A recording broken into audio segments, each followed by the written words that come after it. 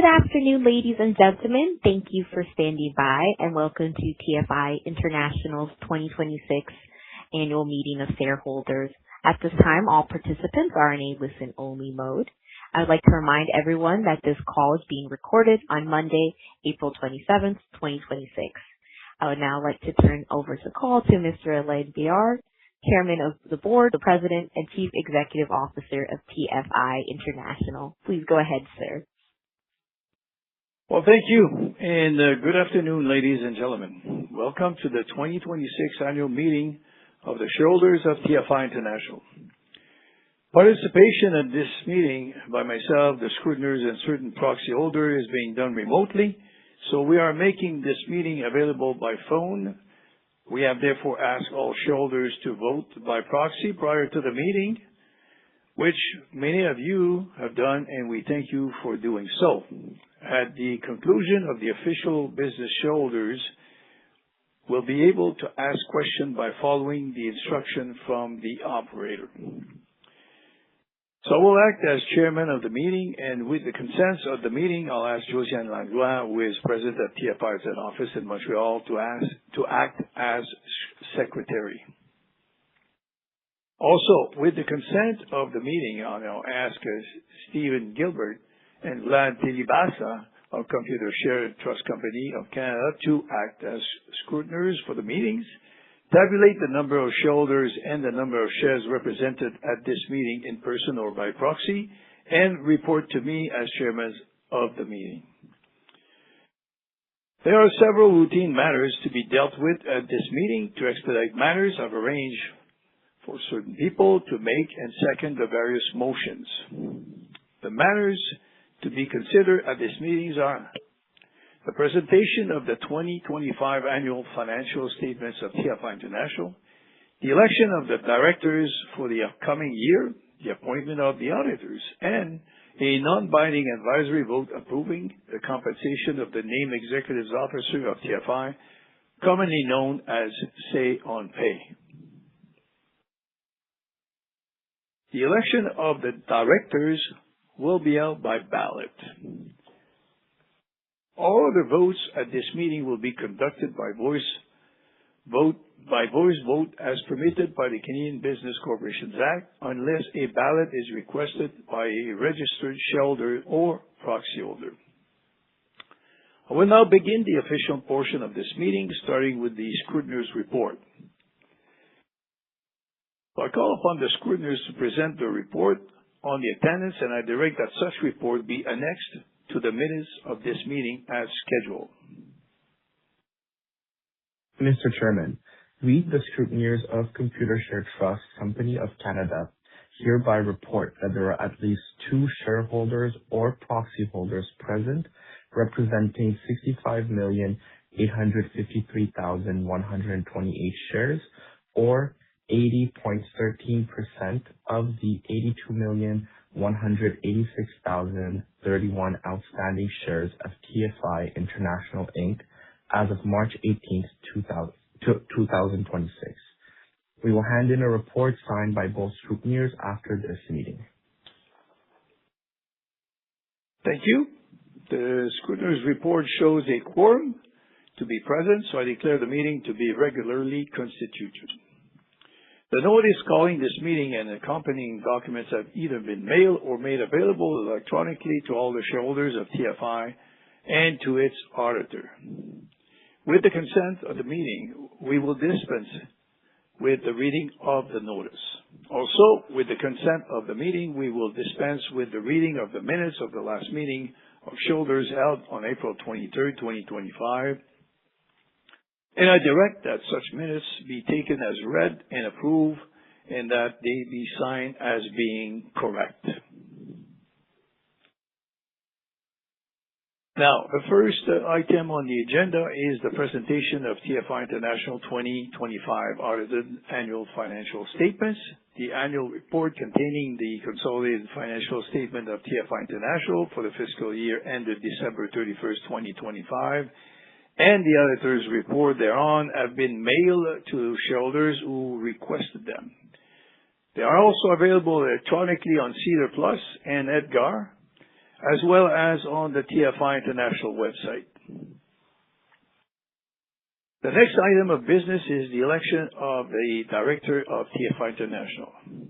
So I would now like to introduce the 9 candidates for election this year, and they are Leslie Abi-Karam, William T. England, Diane Giard, Deborah Kelly Ennis, Sébastien Martel, John M. Pratt, Joey Saputo, and Rosemary Turner, and myself, Alain Bédard.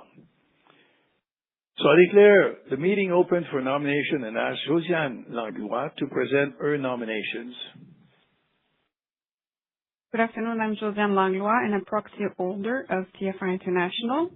I hereby nominate each of Leslie Abi-Karam, Alain Bédard, William T. England, Diane Giard, Deborah Kelly Ennis, Sébastien Martel, John Pratt, Joey Saputo, and Rosemary Turner as directors of TFI International, Inc. to hold office until the next annual meeting of shareholders or until their successors are elected or appointed. Thank you. Are there any further nominations?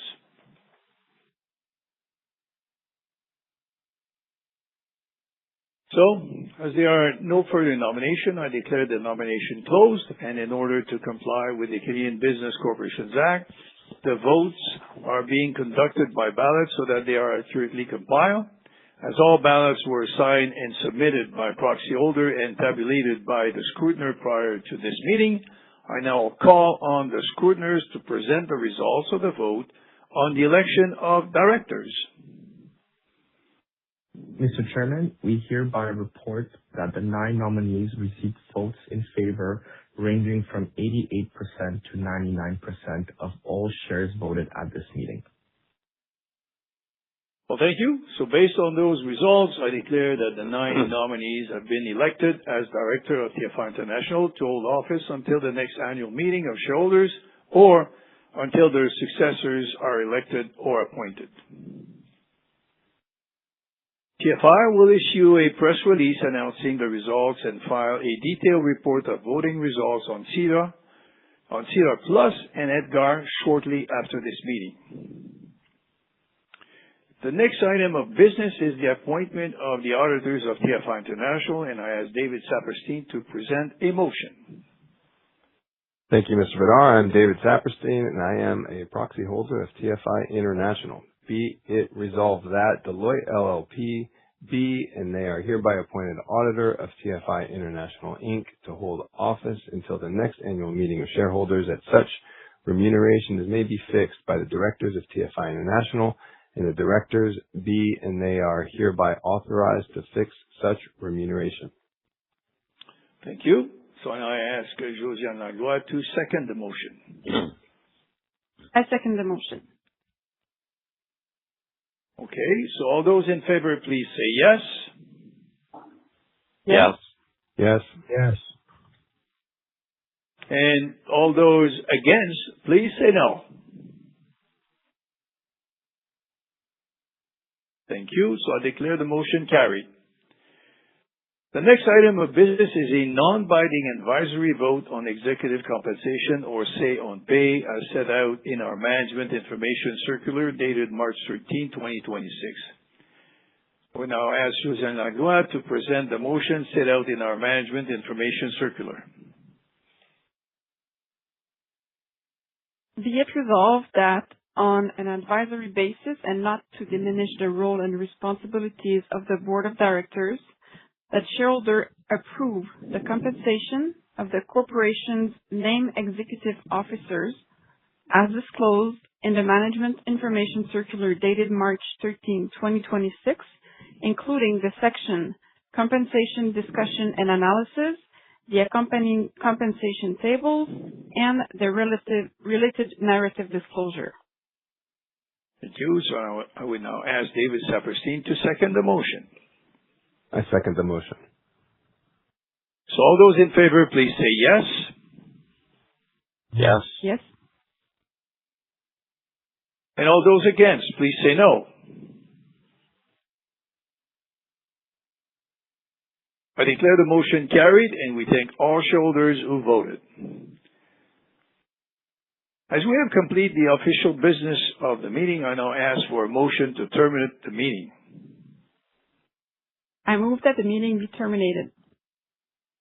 I second the motion. Thank you. So all those in favor, please say yes. Yes. Yes. Thank you. And all those against, please say no.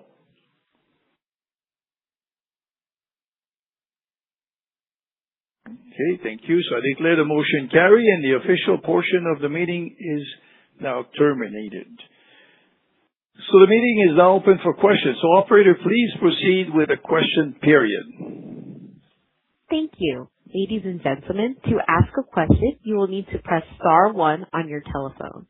Again, that's star 1 to ask a question. You'll hear a confirmation tone. Please stand by while we compile the Q&A roster. Thank you. Our first question comes from the line of Rosa van den Blink with Trotter Family Foundation. Please proceed. Thank you for the opportunity to ask a question. I'm Rosa van den Blink. I represent the Trotter Family Foundation, an investor in TFI through direct shareholdings and external fund managers. And my question today is around transition planning and related investor disclosures. Right now, we're seeing the war in Iran is expected to have a lasting impact on spiking oil prices. And at the same time, global EV adoption is advancing rapidly with the newest heavy-duty electric trucks now able to travel long distances on a single battery charge.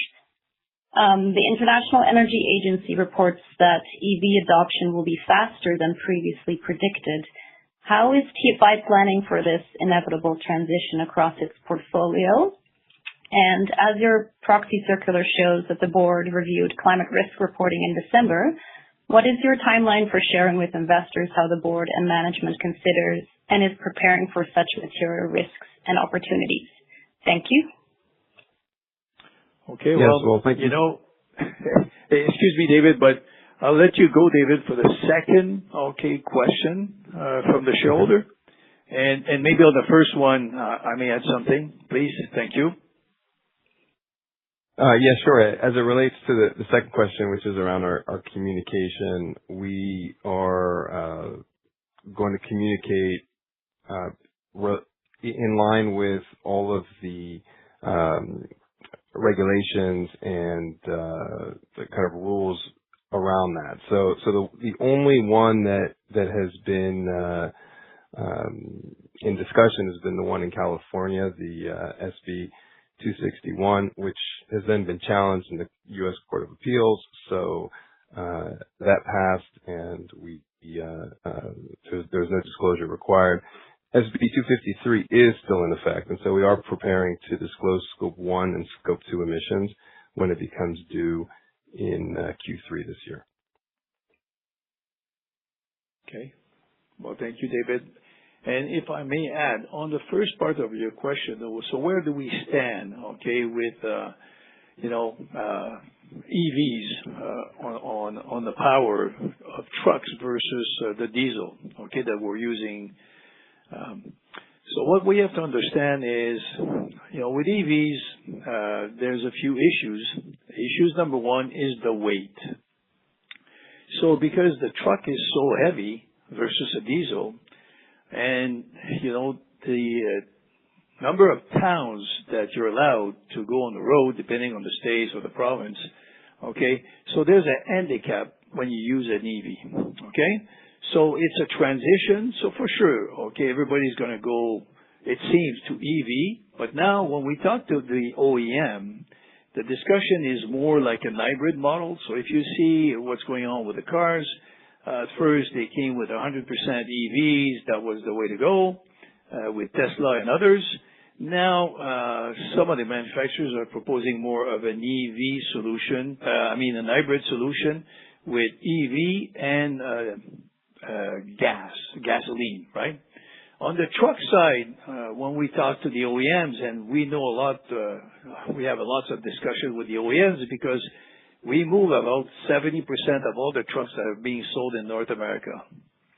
So we are like exclusive haulers for Packard and DTNA, Daimler trucks.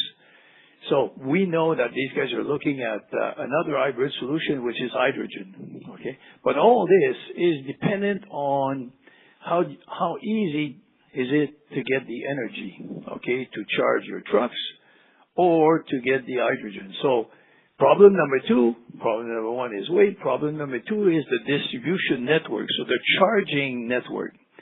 So we are in discussion with Tesla because Tesla will start producing a maximum of 50,000 trucks a year when they are at full capacity. So when we talk to those guys, they say they're going to be coming out with a very fast charging station, which is an issue because if you have to use your trucks 20 hours a day to recharge your truck, if it takes 18 hours, then you're in trouble, right? So it's all an evolution, okay, of 100% diesel to slowly moving towards a different solution, but that will take time. So problem number two is the distribution network of the energy, which on diesel, it's easy. On EVs or maybe another mode is not that easy. So it will take some time. Now, you have to also look at your P&D operation in a city versus your line haul operation. So line haul operation, you're tied up with the distribution network, like I said, which is item number two. But if you run a P&D operation, let's say in Toronto, I mean, you're back home. You leave early in the morning, you're back, let's say at 7 or 8 o'clock at night. The truck has been parked, so it's easier to charge, okay, to a certain degree at night. So, but again, it's an evolution and it takes a lot of time. So that's where we're at, us. I mean, we are, we're big at, reducing the footprint of our energy usage. So this is why, if I just take the example of UPS Freight, when we bought UPS Freight, they didn't control or manage the speed on the truck. They didn't control or manage the idling on the truck. So they didn't manage, the size of the engine, versus what is necessary to really pull what is necessary to pull. So let's say you build a truck to haul 60,000 pounds, but on average you haul only 40,000 pounds. So these are all things that we're doing now, to reduce our footprint. But again, we're still at 99% diesel today. We use propane to a certain degree in some of our P&D operation in Canada, but this is small.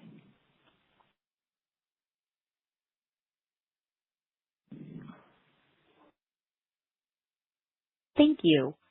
Our next question comes from the line of Ayo Olatunji with CMA Impact. Please proceed. Good afternoon, everybody, and thank you once again for the opportunity to ask a question. I'm Ayo Olatunji, speaking on behalf of CMA Impact Inc., who are equity holders and debt holders of securities in TFI International. So air pollution is responsible for around 7 million premature deaths every year, and is the second global risk factor for death ahead of tobacco, poor diet, and other issues, including for children under 5 years. Transport contributes to about 1/5 of global particle matter 2.5 or PM 2.5, which is one of the worst pollutants impacting the health of workers and communities. Commercial vehicles, including last mile delivery trucks and vans, emit NOx and particulate matter, both PM 2.5 and PM 10, from both exhaust and non-exhaust sources, such as tire and brake wear, along freight corridors, including often in densely populated areas. Transportation logistics companies and their shareholders face a rapidly shifting regulatory risk landscape as governments and courts in other jurisdictions respond to the mounting costs of air pollution, including stricter disclosure frameworks, tightening vehicle emission standards, and expanding clean air and low emission zones. We did welcome seeing certain disclosures in your 2026 corporate overview, including around fleet modernization and efficiency, as well as was just mentioned, the use of propane in package and courier vehicles. So my question this afternoon is, will the board seize the opportunity for leadership by explicitly recognizing the materiality of air pollution to TFI's business and disclosing transparently on air pollutants, including PM2.5, particle matter 2.5, that are harmful to worker and community health. Thank you. Okay. So, I think the quick answer to that, sir, is that we respect all the different rules, and we will continue to do so. Now, we live in a world today that was built around diesel or fossil fuel, and we are living, okay, with that, and we know, okay, that there's something better that will come down the road. So it's an evolution thing, right? So we're part of a system, us in North America, where we have peers, we are competing with those guys. In the U.S., 75% of our revenue or about is derived from our activity in the U.S. So we have to live according to what is today, right? But we understand that we need an evolution. But I've been in this business for about 30 years. So I could tell you one thing.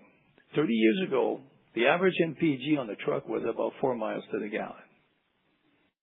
Today, we run on an average about 8 miles to the gallon. So the industry has changed and has improved over time.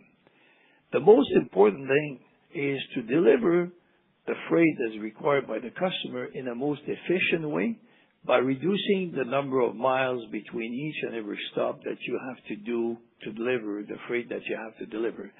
So if you're a smart operator, okay, like our Canadian operation, you don't drive a lot of miles between each and every stop because you have a huge density. In the U.S., we're not as good. Why is that? Because 5 years ago, we bought UPS Freight. And UPS Freight, the density is no good. We are working on improving that. At the same time, like I said earlier, that we've reduced the idling, we've reduced the speed on the truck, et cetera, et cetera. But to reduce our footprint, we have to deliver more or pick up more and drive less, right? And this has been a goal for us, right? But we have to understand that we live in an environment, okay, and we are going through this evolution. So, we want to be perfect, but we have to go towards that goal. But we take our role very seriously in terms of being more efficient, reducing our footprint. I'll give you another example. When we bought UPS Freight, these guys had no control on energy on our dock. In terms of lighting, in terms of using LED lights versus the old stuff. Now, we've changed all that. Why? Because we have a goal of reducing our energy footprint, right? We are, on our trucks, the sleeper trucks now, we're testing, because those guys, they sleep on the trucks, so they need energy, right? At night for AC or at night for heating, if they are in Canada in the winter. So now we're testing, okay, batteries, lithium batteries, that will replace the engine that runs on diesel when the driver needs energy for cooling or for heating. So this is ongoing now in the U.S. So we're not sitting on our hands. We're moving ahead.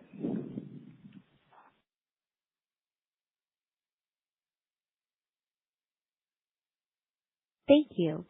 I don't see any further questions. I'd now like to turn the call back over to Alain Bedard for any closing remarks.